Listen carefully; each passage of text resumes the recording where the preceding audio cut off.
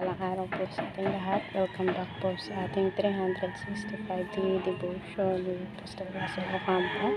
So, ang topic po natin for today ay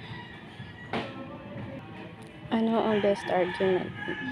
At mayroon tong concept na moral argument. The moral argument is a powerful defense for the existing of God.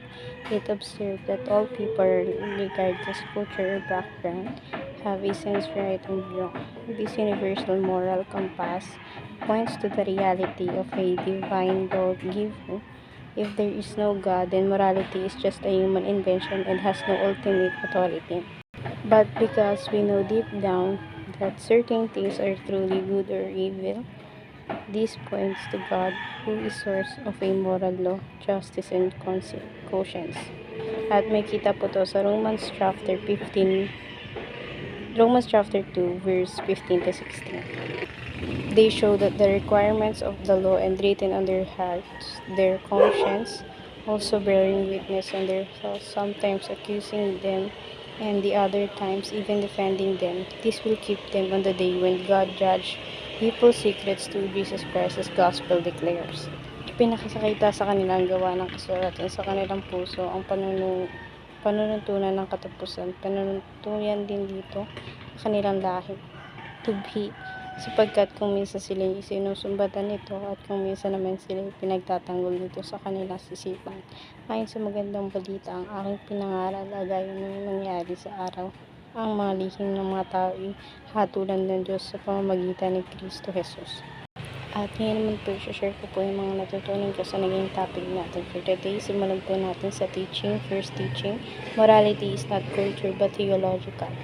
So, dito po nasasabi na ang morality hindi po siya isang culture na kung saan yung mga tao is nagsasama-sama sila upang sambahin yung Diyos. Kung hindi, like for example, sa culture ng pamilya niyo is dapat at the age of 20, dapat may butas na sa tenga, ganito, ganyan. But then, morality is not a culture, and ito po yung theological na nasasabi sa Bible.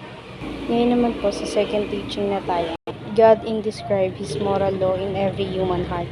So, dinescribe po pala ng ating Panginoon sa Kristo yung moral law sa bawat puso ng iba't ibang tao. Ngayon naman sa third teaching na tayo, your change life is the best moral judgment. So, yung pagbabagong buhay po pala natin, isa po siyang maganda na ipapahintulutan ng Diyos sa pagdating ng panahon, sa kanyang judgment. Ngayon naman, dadako po tayo sa application. First application, beware of developing a seared conscience. So, maging dahan-dahan po tayo sa pag-develop ng iba't ibang conscience natin. Ngayon naman po sa second application, befriend others rather than merely win arguments. So, palagi nating isipin na kailangan natin makapagkaibigan sa tao at hindi magsimula ng away or argument sa iba't ibang tao. Dapat friends tayo sa kanila. Or dapat tayo yung gumagawa ng bagay upang yung mga kasalamuhan natin is makikipagkaibigan sa atin. Ngayon naman sa third application, be kind and Christ-like. Your life is your strongest argument. So, tayo pong mga tao, kailangan po natin maging kagaya ng ating Panginoon sa Kristo, and syempre yung buhay natin. Dapat meron po tayong strongest argument na kung saan pinaglalaban natin yung alam natin tama sa sarili natin. Ngayon naman po, dadako na po tayo sa discussion. Why is your change life best moral argument? So, for me, ayun nga, masasabi ko siyang best argument for me yung pagbabagong buhay ko kasi isa siyang magandang testimony and judgment na papakita natin sa Panginoon kung saan dati tayo yung makasalanan tao nung tayo ang binago natin. Lamang po for today's discussion. Thank you for watching.